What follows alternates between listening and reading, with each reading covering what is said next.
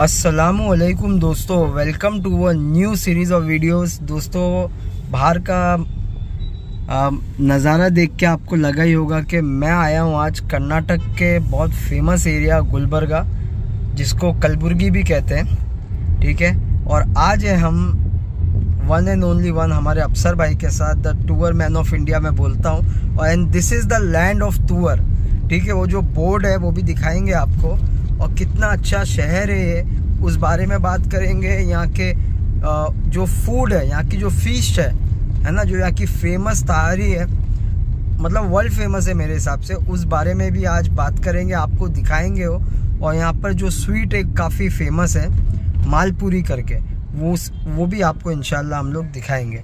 और इस शहर के बारे में बताएंगे, ऐतिहासिक शहर है अल्हम्दुलिल्लाह, और यहाँ पर बहुत एक फेमस दरगाह भी है। ठीक है, तो ये सब चीजें ख्वाजा बंदे नवाज। तो दोस्तों, हमारे अफसर भाई, अस्सलाम वालेकुम। अफसर भाई कैसे आप? अल्हम्दुलिल्लाह, माशाल्लाह, बहुत दिन बाद आए अफसर भाई मैं।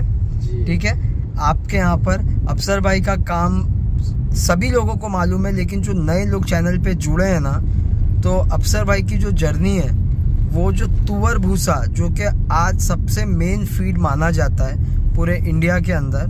मैंने ना अफसर भाई देखा हूँ कि भले लद्दाख से बकरा आया हो, कश्मीर से आया हो, या यकीन नहीं जानेंगे अफसर भाई, आउट ऑफ इंडिया जी, मतलब जो नहीं IMP बकरे आप सुनते हो, सानियन, बोर, लोग बोलते कि भाई ये अगर सेट होंगे तो तुअर पे ही होंगे। अच्छा, तो इस खासियत पे भी एक वीडियो बनानी है मेरे को इंशाल्लाह। सो दोस्तों, ये तो एक डॉक्यूमेंट्री है, तो चलती रहेगी, भले 1 घंटे की हो, 2 घंटे की हो, जो भी हो। इंट्रोडक्शन के लिए, जैसे आपने बताया, दरगाह बहुत मशहूर दरगाह है जी, अल्हम्दुलिल्लाह। तो जैसे इंडिया में ख्वाजा गरीबन नवाज जो आपके अजमेर का अजमेर शरीफ, इसके बाद में आता है ख्वाजा बंदा नवाज जो गुलबर्गा में है। इंशाल्लाह दरगाह भी विजिट करेंगे, बाहर से विजिट करेंगे इंशाल्लाह।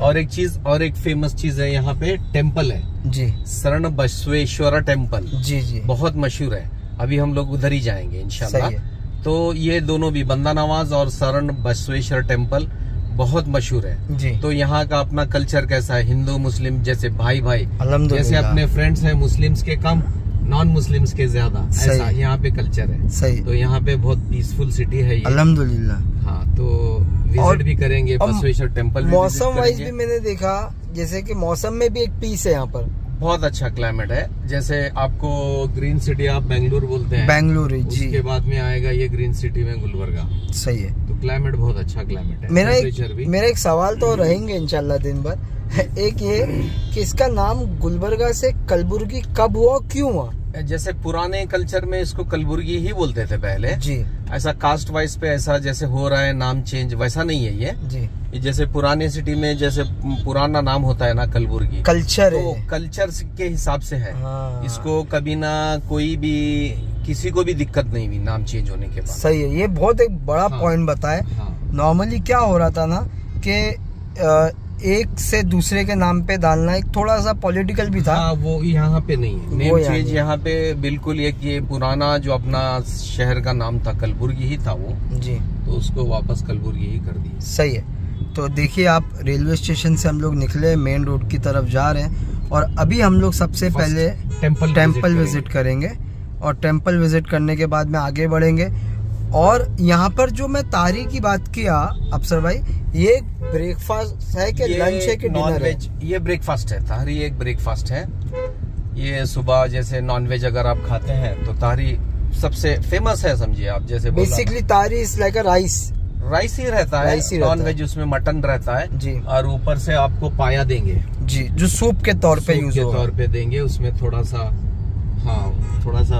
लेग्स के ये भी रहेंगे। सही है, तो बहुत मशहूर है, इंशाल्लाह वो भी खाएंगे इंशाल्लाह। चलिए, सो दोस्तों बने रहना पूरे वीडियो में, क्योंकि विजिट रहेगा शरण बसवेश्वर टेम्पल। आइए, तो अभी चलते हैं और टेम्पल पहले देखते हैं, फिर आगे बढ़ेंगे हम। भाई, अभी जहाँ से हम लोग मूव कर रहे हैं, ये एक बहुत फेमस लेक है।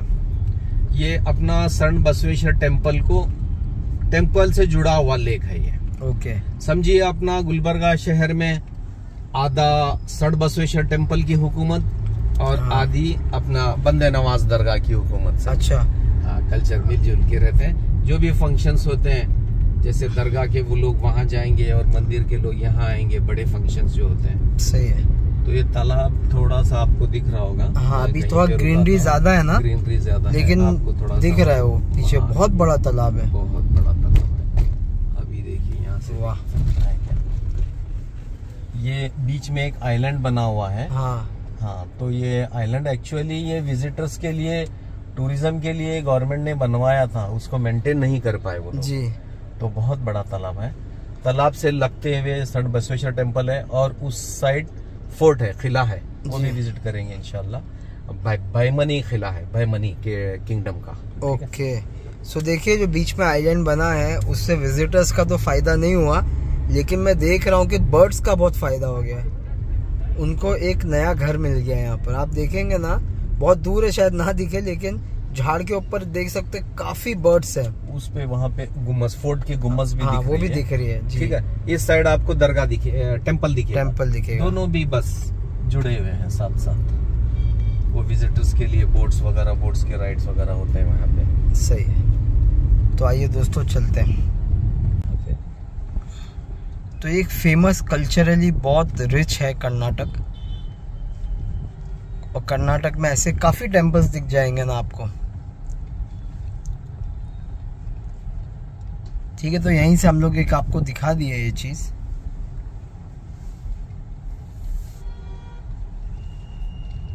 पार्किंग वगैरह की भी पूरी सुविधा है यहाँ पर। आप समझिए ये कर्नाटक में बहुत मशहूर टेम्पल है जी। तो काफी विजिटर्स आउट ऑफ कर्नाटक भी आते हैं। हाँ, विजिटर्स, फेमस चीजें हैं, दो चीजें हैं, दरगाह और ये टेम्पल।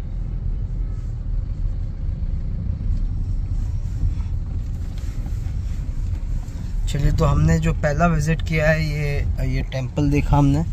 अब इसके बाद में आगे बढ़ेंगे और जो भी चीज़ें आती रहेंगी बीच में आपको सारी चीज़ें दिखाएंगे, और वीडियो में बने रहना, क्योंकि ये वीडियो कंटिन्यूटी में भी जाएगा। जब आपको तुअर के खेत भी दिखाएंगे, मशीनरी दिखाएंगे, सॉर्टिंग का तरीका भी बताएंगे, और छोटे छोटे वीडियोस बनाएंगे जिसमें हम बताएंगे कि तुअर भूसा आप कैसे ले सकते हो, कहाँ कहाँ मंगा सकते हो, कैसे आप इसको अपने बकरों का फ़ायदा कर सकते हो। तो सारी चीज़ें इंशाल्लाह आज की सीरीज़ में आपको देखने मिलेगी गुलबर्गा से अफसर भाई के साथ में। यहाँ देखिए आप फ्लावर्स, और ये क्या सब्जी है कुछ ये भाई? हाँ, वो चढ़ाते हैं ना, मतलब अच्छा चढ़ाते हैं। हाँ, किस्म के, जैसे वो 10 किस्म के पत्ते, ऐसा रहता है ना वो ट्रेडिशन में उनके। जी जी जी। जैसे 10 किस्म के फूल चाहिए, 10 किस्म के कोकोनट्स हैं, फ्लावर्स हैं, उनका कल्चर में। जब बड़ा इवेंट होता होगा तो ये रोड पे आना भी इम्पॉसिबल है।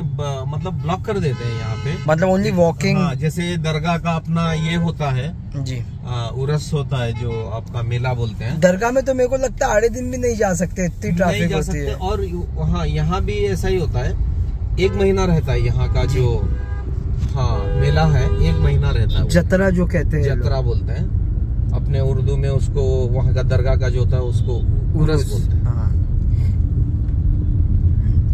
ठीक है, देखते हैं अभी नेक्स्ट जो हमारा स्टॉप रहेगा वहाँ आपको और भी चीज़ें दिखाएंगे। हम टेंपल से थोड़ा आगे बढ़े हैं तो आप देख सकते हैं कि पूरा एक किला है, फोर्ट है, इसका नाम है बहमनी किंगडम का किला है ये। हाँ। तो उसको वही नाम से पुकारा भी जाता है, बहमनी। ठीक है, काफ़ी बड़ा है। अंदर भी विजिट करेंगे, अंदर भी हम जाके आपको एक ग्लांस देंगे। आपका तोप है, और वो इंडिया में सबसे बड़ा तोप यहीं का है। सबसे बड़ा तोप और बनाए ये वही टाइम पे बहमनी के टाइम। तो आप सोचिए मतलब कितनी ऐतिहासिक जगह है ये, और बहुत बड़े एरिया लेक है। इस साइड आपको लेक दिख रहा है जी। हाँ, ये वही लेक है ना जो वही लेक कितना बड़ा लेक है, आप ये भी सोचो। बड़ा लेक है। लेक के उस तरफ मंदिर देखा हमने, और इस तरफ ये किला देखिए आप।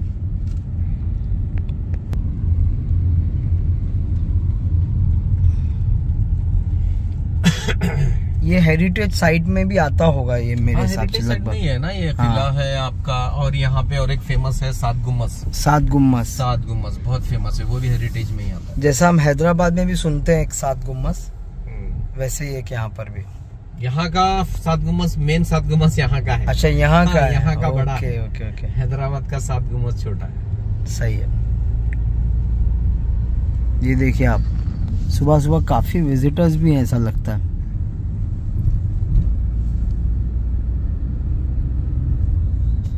सबसे भाई ये मेन एंट्रेंस है ना? हाँ, किले का एंट्रेंस है ये फोर्ट का।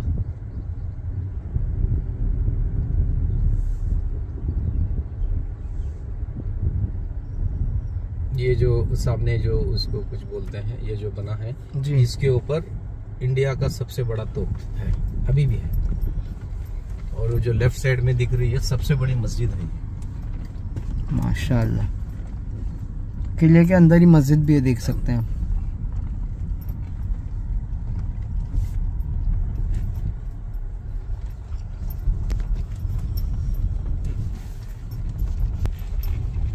ये मस्जिद अभी फंक्शनल नहीं है ना? है, होती है नमाजें। अच्छा, नमाजें होती हैं। सो जैसे 5 वक्त की नमाज होती है यहाँ पर कि जुम्मा वगैरह होती है? जुम्मा में लोग तो फुल होती है, ज्यादा फुल रहते हैं। अभी ये 5 वक्त के लिए सिर्फ अंदर के लोग हैं जी। तो यहाँ लोग रहते भी अंदर किले में? पहले बहुत कम घर थे जी, अभी वो बना दिए। देखिए अब जब पुरानी वॉल्स है वो तक भी आपको आज भी दिखेंगे। ये और एक छोटा गेट देखो आप।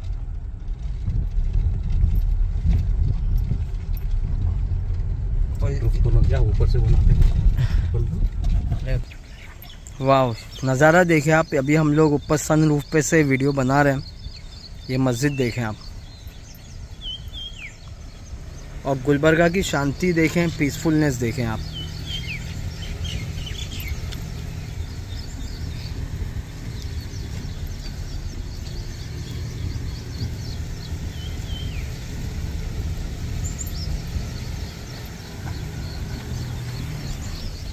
ये पूरी मस्जिद है, जामिया मस्जिद।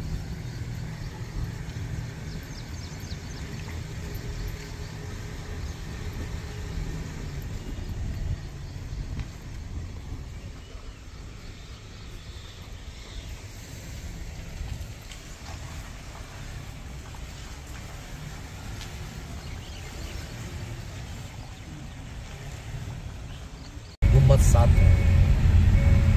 तो जो हैदराबाद का उससे भी ये काफ़ी बड़ा है, और ये पुराना भी आए थे, है ना? हाँ, पुराने पहले के दौर के हैं, तो 500 साल पुराने ही हैं।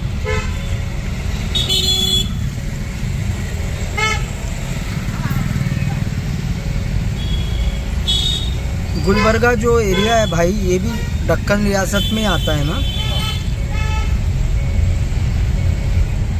और ऐसे पूरे 7 गुम्बद बने हुए हैं यहाँ पर। और यहाँ पर एक स्टेडियम भी दिख रहा है मेरे को। स्टेडियम, ये जो बंदा नवाज दरगाह है ना जी, उनका ही है स्टेडियम। उनकी बहुत बड़ी प्रॉपर्टी है। मतलब शायद दरगाह समझिए आप 25% आपका दरगाह का रहेगा जी, और 25% बसवेश्वर टेम्पल का एरिया वाइज। देखिए आप, सब गुम्बद आपको एक एक करके दिखेंगे।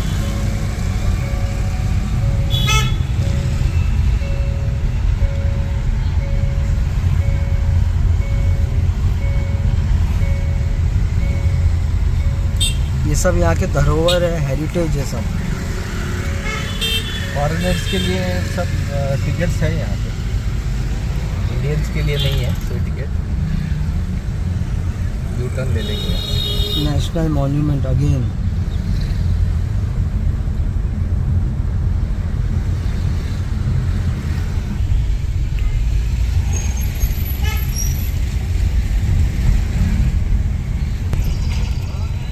देखिए मस्जिद है यहाँ, मकबरा मस्जिद।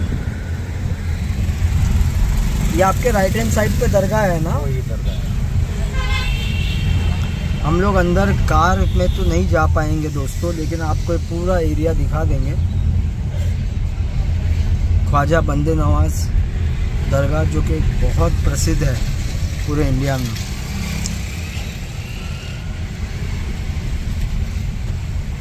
तो ये एंट्रेंस है। देखिए अभी सुबह का वक्त है ना, इसलिए हम लोग यहाँ भी आ पाए हैं ना भाई। हाँ, नहीं तो मुझे पता है कि यहाँ पर शाम में आना, ये हमारे शाह फजल भाई का माल आता है। ट्रैफिक स्टार्ट होगा ये सब ये छोटी छोटी दुकानें हैं दरगाह जी।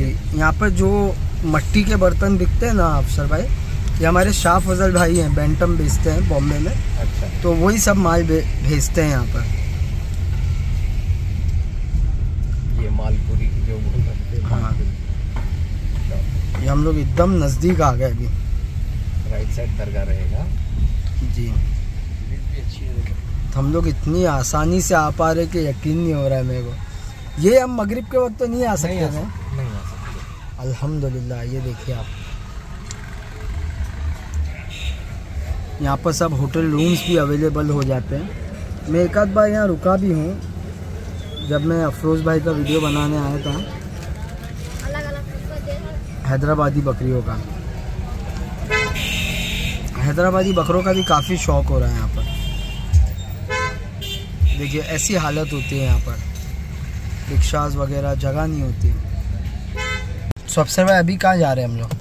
हम लोग आपको जो गुलबर्गा की मशहूर फूड है तहारी जी, ये नॉन वेजिटेरियन रहती है जी, तो इंशाल्लाह तहारी खाएंगे। आइए दिखाते हैं आपको और देखते हैं कैसा है टेस्ट। बाबा तहारी होटल।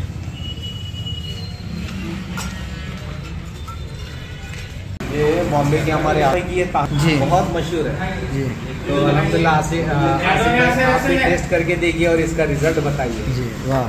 हाँ ये है पाया, ये तो ये इसमें ऊपर ऐड करके खा। हाँ ऊपर से आप दो, ये रहने से इसका मजा आता है। चलिए स्टार्ट करते हैं। देखिए अब येलो राइस है और मटन की क्वालिटी भी काफ़ी अच्छी है।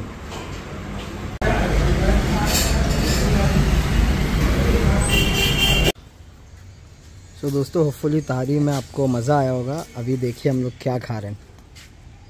गुआवा जिसको बोलते हैं पेरू, ये हमारे अफसर भाई के घर के गार्डन का है। हाँ, अंजीर है, लेमन है, बहुत लाजवाब। ये इनका घर के अंदर का है। ये ड्रमस्टिक का झाड़ है।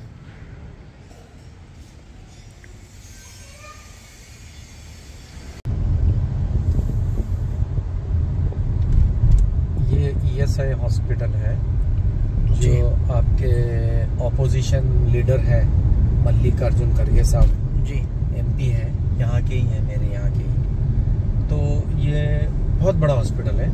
मैं समझता हूँ ये कर्नाटक का सबसे बड़ा हॉस्पिटल है, ईएसआई हॉस्पिटल। और इसका एक चीज़ खासियत क्या है, ये सैटेलाइट व्यू अगर देखेंगे इसका हॉस्पिटल का तो कन्नड़ा में लिखा है खरगे। क्या बात। हाँ, वो अपनी पहचान छोड़ दिए।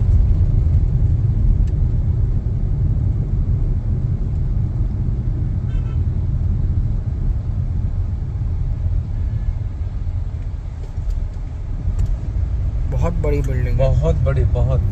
कम से कम यहाँ पे इनका अभी यहाँ पे डॉक्टर और नर्स, अगर उनका स्टाफ के लिए ही इनके क्वार्टर्स कम से कम यहाँ पे 3000 लोगों के लिए क्वार्टर्स है। उतना पीछे बहुत बड़ा कंस्ट्रक्शन, बहुत बड़ा।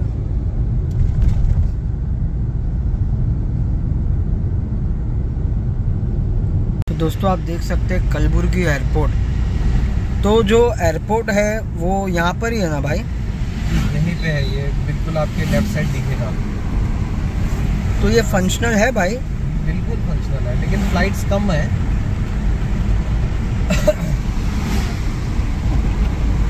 कहाँ की फ्लाइट मिल जाती है यहाँ से भाई? यहाँ से बॉम्बे के लिए मिलेगा आपको, बेंगलोर, मेट्रो सिटीज के लिए है, मुंबई, बेंगलोर। अभी हम कहाँ जा रहे हैं अफसर भाई? अभी हम एक मेरा नया गोडाउन है वहाँ पे जा रहे हैं, जो शायद आपके पहले वीडियो में नहीं था जी। ये रीज़न क्या है, ये मेरे बहुत बड़े बड़े मेरे खुद के ही 2 गोडाउन हैं वहाँ। उसके अलावा ये गोडाउन लेने का मतलब रीज़न मैं आपको बताता हूँ जी, क्यों लेना पड़ा मुझे यहाँ पे गोडाउन।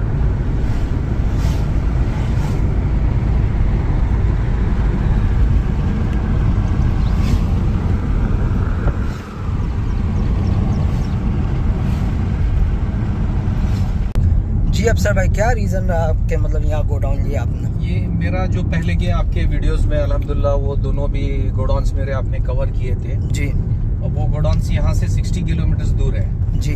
रीजन इसका ये है, यहाँ पे लेने के जैसे तुअर फसल होती है 200 किलोमीटर एरिया में, अभी भी होती है, तो तकरीबन 80% अभी पूरा मशीन से हो रहा है कटिंग।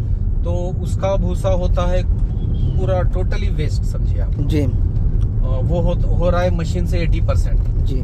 सिर्फ 20% एरिया बचा है जो लेबर्स हाथ से कर रहे हैं, जो मैं हैंड कट भूसा बोलता हूँ जी। तो इस एरिया में बस एक 30-40 किलोमीटर का एरिया बचा है जहाँ पे लेबर अपने हाथ से कल्टीवेशन कर रहे हैं, तो वही भूसा अपने को चलता है। बाकी का जो मशीन का जी, ये डिसाइड कौन करता है कि मशीन से कट करना है क्या हैंड से? तो लेबर की अवेलेबिलिटी कम हो रही है ना, लेबर नहीं कर रहे काम जी। जैसे और क्या है, मशीन से अपने फार्मर्स को सहूलियत ये होती है कि जैसे 1 एकड़ का कटिंग का लेबर का खर्चा आएगा 5000 जी, तो ये मशीन से होता है वो 1000 में, तो और 4000 का फर्क। 4000 का फर्क, ये भी एक रीजन है। दूसरा रीजन ये है कि लेबर जब हाथ से कट करेंगे तो खेत में पूरा वो उसको कवर करके 8 दिन 10 दिन तक उनको खेत में रहना पड़ेगा, रात में सोना पड़ेगा जी। और मशीन से जिस दिन कटिंग होती है उसी दिन घर जाते हैं, पूरी फसल पूरा कल्टीवेशन हो जाता है, पूरा अनाज लेके घर जाते हैं एक ही दिन में। तो ये 2 बड़े रीजन है। सबसे बड़ा रीजन है लेबर की अवेलेबिलिटी, लेबर बहुत कम हो रहे हैं लेबर, क्योंकि बड़े बड़े सिटीज को जा रहे हैं काम करने के लिए, इसीलिए लेबर का काम बिल्कुल कम हो रहा है। यहाँ पे सिर्फ मशीन चल रहे हैं 80%। जैसे 200 किलोमीटर एरिया में आपको 160-150 किलोमीटर तक पूरा मशीन से हो रहा है। ये एक टॉपिक पे हम लोग वीडियो बनाएंगे अभी वहाँ पहुँच के, hand cut versus machine cut. वो क्वालिटी में तो पहले भी वीडियोस हैं अपने जी। ये आपका लेफ्ट साइड आ रहा है एयरपोर्ट, ये एयरपोर्ट का एंट्रेंस है। बिल्कुल यहाँ से मेरा गोडाउन करीब है, बिल्कुल 6-7 किलोमीटर पे ही मेरा गोडाउन है। देखिए आप एयरपोर्ट के बिल्कुल नजदीक, ये है गुलबर्गा का एयरपोर्ट, कलबुर्गी एयरपोर्ट। एंट्रेंस यहाँ से ही है ना? यहीं से लेफ्ट साइड। सही है। तो आप क्योंकि एक पायनर रहे हैं ये काम में, आज नहीं 1 सालों से आप ये काम कर रहे हैं, और सिर्फ आपकी बात नहीं है, जैसे कि जो भी लोग इन्वॉल्व हैं ये काम में, या बकरे वाले भी हों, हम लोग जैसे लोग हो, मेरे जैसा मैं स्टॉक करता हूँ वैसे भी और भी लोग हैं अल्हम्दुलिल्लाह, लेकिन मेरा काम सबसे बड़ा है जी। जैसे मेरा एवरेज है 300 ट्रक्स का मैं स्टॉक करता हूँ जी। अभी भी 300 गाड़ी का मैं मेंटेन कर रहा हूँ, प्योर हैंड कट का बता रहा हूँ जी। जैसे दूसरे भी हैं 50 गाड़ी 60 गाड़ी स्टॉक करने वाले लोग, सही। और कुछ लोग स्टॉक करने खेतों में भी स्टॉक करते हैं। उसकी भी वजह बताता हूँ, रेट का एक 50 पैसे का रेट का डिफरेंस भी क्यों आता है माल में जी। उसकी वजह बहुत बड़ी वजह यह है कि वो खेतों में स्टॉक करते हैं, तो उनको कोई गोडाउन के चार्जेस नहीं लगते और कोई गोडाउन में शिफ्टिंग करने के चार्जेस नहीं लगते जी। तो इसलिए ये जो गोडाउन में स्टॉक होता है उनसे वो लोग 50 पैसा कम दे सकते हैं, लेकिन उसमें माल कितना भी आप सेव करो, उसमें माल जैसे ही रेनी सीजन स्टार्ट होगा तब उसमें कम से कम 15 से 20% 25% माल खराब होगा, वेस्टेज आ जाएगा, वेस्टेज खराब होगा। फिर वो माल ज्यादा दिन हम लोग गोडाउन पे, जैसे आपके फार्म पे हम लोगों ने उतार दिया तो ज्यादा दिन उसको रख नहीं सकते, जैसे आप 8 दिन नहीं रख सकते उसको, 2-3 दिन में आपको भीगे हुए माल को खत्म करना पड़ेगा। सही है। तो मतलब कान यहाँ से पकड़ो या वहाँ से, बात एक ही है। हाँ, गोडाउन्स में सेफ होता है, आप उसको चाहे 1 साल रखो चाहे 2 साल रखो। तुअर पानी से खराब होता है, मॉइस्चर से भी होता है? ही खराब होता है, मॉइस्चर नहीं रहता है इसमें, बिलो 7% मॉइस्चर होता है। जैसे बिलो कोई भी ग्रेन्स 8% से बिलो मॉइस्चर रहते हैं, उसको आप कितना भी स्टोर करो 1 साल 2 साल गोडाउन्स में तो वो सेफ रहेगा। ये अपना तो क्या है, बिलो 7% रहता है मॉइस्चर, तो आप इसको 2 साल भी रखो, बस पानी नहीं लगना चाहिए इसको। और जब इसको स्टोर करते हैं तो क्या इसकी वजन में भी कटौती होती है? कटौती वजन में होती है ना, कम से कम आपको 5 से 6% की शॉर्ट निकलेगा पानी गोडाउन्स में। बहुत इम्पोर्टेंट डिस्कशन हो रहा है। मेरा एक सवाल था कि जैसे कि आपने बताया पायनर इस लाइन में बहुत पहले से कर रहे हैं, अफसर भाई ऐसी कोई मशीन डिज़ाइन नहीं हो सकती क्या जिससे फार्मर का भी नुकसान ना हो और हमको अच्छा माल मिल जाए, हैंड कट जैसा माल मशीन से मिल जाए? आप इस पे थोड़ी रोशनी डालिए, बहुत इम्पोर्टेंट टॉपिक है। एक मशीन आती है जिसमें जो अपने हैंड कट में जो फल्ली का साइज पूरा निकलता है, पूरी फल्ली होती है, साबित फल्ली जी। वैसी एक मशीन आती है पंजाब की मशीन, एक वीडियो भी होगा आपका। हाँ, पंजाब मशीन का। हाँ। लेकिन उसमें भी काड़ियां रहती है, लेकिन फल्ली का साइज उसमें पूरा रहेगा। और दूसरा रीजन वो हम लोगों को ट्रांसपोर्टेशन कॉस्ट बहुत बढ़ता है जी। क्योंकि ट्रक में वो ज्यादा माल बैठेगा नहीं। जैसे ये अपना माल बैठेगा 6.5-7 टन, वो बैठेगा सिर्फ 3 टन, तो आधे पे आधा हो गया। हाँ, लोकल ट्रांसपोर्टेशन में भी कॉस्ट बढ़ेगा उसका। और आपका जो यहाँ से कहीं भी जाता है, महाराष्ट्र, मतलब तुअर भूसा और महंगा हो जाएगा। और महंगा, ये भी हमारा एक टॉपिक है आज वीडियो का कि तुअर भूसे का रेट क्यों बढ़ रहा है। इस पे एक अलग वीडियो है, तो आप इस पे मत बताइए, अभी इसका एक अलग वीडियो बनाएंगे। इसके अलावा जैसे आपने बहुत बताया कि मैं पंजाब मशीन में निकल जाएगी पूरी फल्ली निकल जाएगी, है ना। अभी देखिए आपको जो चीज मैं दिखाने वाला हूँ, ये बहुत इम्पोर्टेंट है। लैंड ऑफ तूर दाल। पूरे इंडिया में सबसे ज्यादा फसल तुअर की यहीं होती है, गुलबर्गा, कलबुर्गी। ये बहुत बड़ी बात है दोस्तों। हमें आज द लैंड ऑफ तुअर दाल, गुलबर्गा, कलबुर्गी। और इसका सीजन भी मैं आपको बता दूं, ये बोने का सीजन कौन सा होता है और कल्टीवेशन का कौन सा? जुलाई से बोते हैं इसको। और मतलब इसको पानी चाहिए, वो टाइम पानी चाहिए, नेचुरल वाटर से ही होता है ये। जैसे कि राइस नहीं, राइस और आपके वीट वगैरह ये इरिगेटेड लैंड में होते हैं। अच्छा। इनको पानी ज्यादा चाहिए। अपनी तुअर फसल को उतना जरूरत नहीं है पानी जी। नेचुरल वाटर से भी होता है ये, नेचुरल रेन से। तो ये पूरा अपना ड्राई लैंड है, इसको ड्राई लैंड बोलते हैं। जिसमें पानी नहीं रहता खेतों में, उसको ड्राई लैंड। जो भी खेतों में कहीं पे पानी लग गया तो उसको इरिगेटेड लैंड बोलते हैं। समझ गया। तो इरिगेटेड लैंड में वो लोग 2-2 फसल लेंगे। ये तुअर सिर्फ एक फसल आती है साल में। सही है। तो अगर हमने उगा दिया इसको जुलाई में, तो कितने महीने चाहिए इसको? ये दिसंबर में कटिंग होती है इसकी। कम से कम 6 से 6 महीने की फसल रहेगी। और को भूसा मिलेगा जनवरी फर्स्ट वीक में स्टार्ट होगा। तो कॉस्ट जैसे थोड़ा सा नया स्टार्ट होते ही 1 हफ्ता 15 दिन महंगा रहेगा। आप जैसे ज्यादा स्टॉक करने वाले को फरवरी में लेंगे तो सबसे बेस्ट प्राइस मिलेगा। सही है। तो वो टाइम पे फार्म वाले हो गए, बेचने वाले हो गए, वो आपसे लेके। अच्छा, आप स्टॉक भी करते हैं उनके लिए? हाँ, जैसे मेरे बड़े बड़े जो फार्म वाले हैं, आपके गुड फार्म, वो लोगों का पूरा साल भर का टाई अप रहता है मेरा। सही है। और उनके लिए थोड़ा सा प्राइस में भी डिस्काउंट होता है। वो साल भर का मुझे उनको स्टॉक रखना ही पड़ेगा जी। हाँ, उनका रख के ही मैं जो ज्यादा मेरे पास माल रहता है बाहर नए कस्टमर को दूंगा। लेकिन जो पुराने जूने कस्टमर हैं, उनके लिए जैसे कोई 10 गाड़ी लेगा साल में, कोई 20 गाड़ी, कोई 30 गाड़ी भी है। जैसे अपना जेडी फार्म है आपका मुंबई का, तो इनका होता है साल में 25 गाड़ी। तो मैं इनके लिए पूरा साल भर का स्टॉक रखना ही पड़ेगा मुझे, चाहे मार्केट में कितना भी रेट हो। इनके लिए मुझे साल भर का स्टॉक रखना ही। मतलब अगर कल्टीवेशन सीजन में आपसे डील हो जाए तो सेम रेट में ले सकते हैं? सेम रेट में नहीं रहेगा। एक रेट का वजह क्या है, जनवरी फरवरी में जैसे कल्टीवेशन होता है तब प्राइस कम रहेगा। उसमें ना कोई ट्रांसपोर्टेशन, लोकल ट्रांसपोर्टेशन लगेगा, ना कोई गोडाउन चार्जेस लगेंगे। जैसे ही मार्च एंड होगा तो गोडाउन से स्टार्ट होगा। गोडाउन से स्टार्ट होते ही जैसे 3 रुपया, कम से कम 3 रुपया प्राइस बढ़ेगा। सही। और उनके लिए जो रेगुलर कस्टमर होते हैं उनके लिए थोड़ा सा, जैसे मार्केट में रेट बढ़ गया तो अपने रेगुलर कस्टमरों के लिए थोड़ा सा कम ही रहता है रेट, सहूलत रहेगी उनको। ठीक है। तो अभी हम लोग पहुंच चुके हैं बहुत ही जल्दी गोडाउन पे। ये आपका न्यू गोडाउन है? हाँ, तीसरा गोडाउन है। तो ये दिन भर का व्लॉग है दोस्तों। अब यहाँ पर हमारे वीडियोस यहाँ बनेंगे अभी।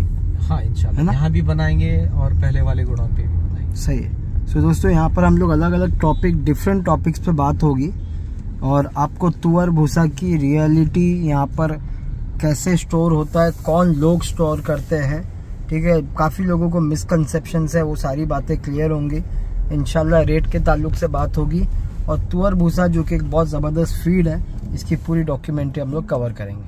आइए। सो दोस्तों, पहले गोडाउन से अभी हम लोग सेकंड गोडाउन की तरफ जा रहे हैं। ये कौन सा एरिया आएगा भाई?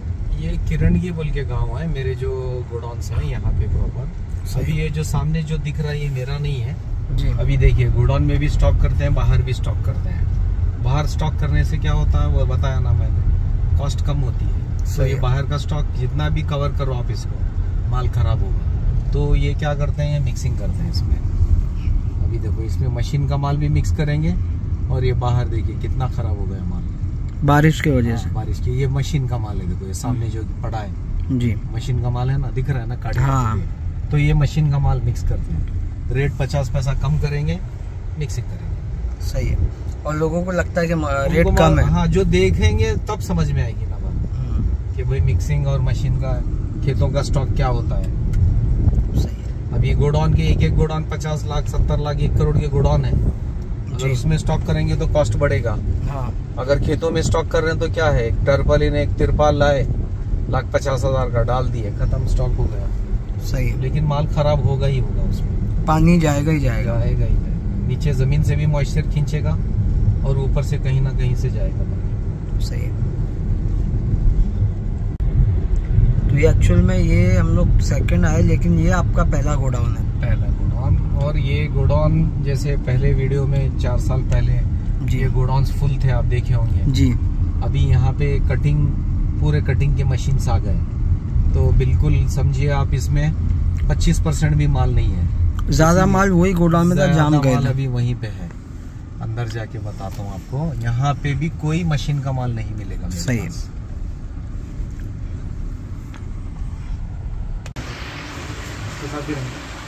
चलेगा, निकाल।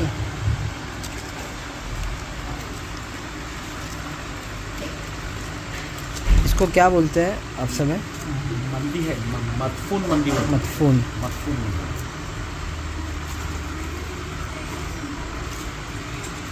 बेसिकली ये बहुत फेमस है गुलबर्गा में, यहीं पे मिलती है। बाकी की मंडी थोड़ा सा ये मटन का स्पाइसी रहता है थोड़ा सा जी। बाकी का क्या है, स्पाइसी नहीं रहता, ये थोड़ा स्पाइसी और जैतून के तेल में बनाते हैं। सही। और ये है, इस जगह का नाम है लाहम, है ना, गुलबर्गा में, और काफ़ी फेमस है। चलिए बिस्मिल्लाह करते हैं।